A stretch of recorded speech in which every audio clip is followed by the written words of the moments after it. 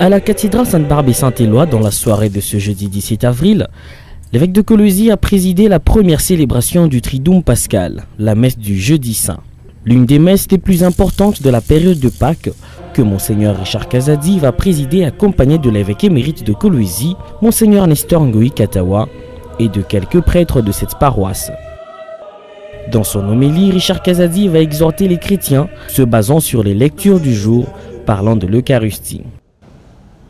Frères et sœurs dans le Christ, l'Eucharistie est une dynamique de service.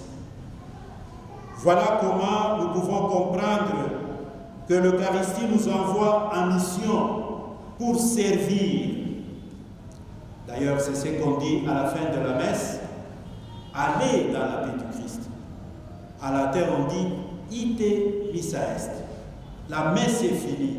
Maintenant, allez travailler dans la ville du Seigneur. Allez faire la mission.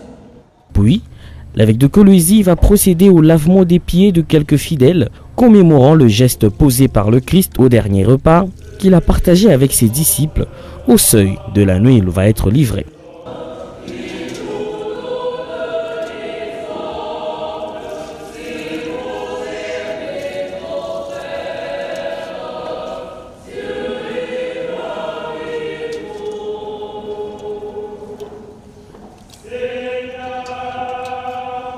Dans le diocèse de Colosie, Monseigneur Richard Kazadi avait exhorté les chrétiens à soutenir les prêtres dans leur ministère, un appel auquel les chrétiens ont répondu en offrant des cadeaux aux prêtres.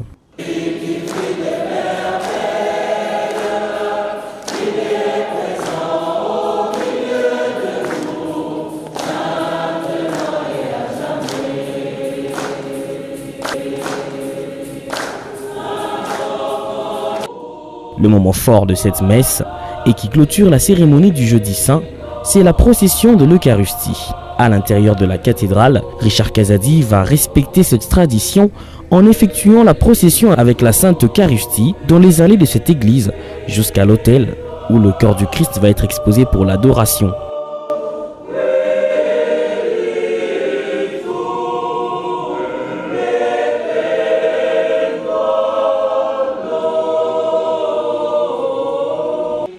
Le jeudi saint, les catholiques sont invités à adorer le Saint-Sacrement au reposoir. Ce rite liturgique prend sa source dans l'évangile relatant la nuit de prière de Jésus, entouré de quelques-uns de ses disciples, au mont des Oliviers, avant son arrestation. Le silence, la prière, l'autel silencieux où repose le Saint-Sacrement, tout cela évoque cette soirée à Gethsémani,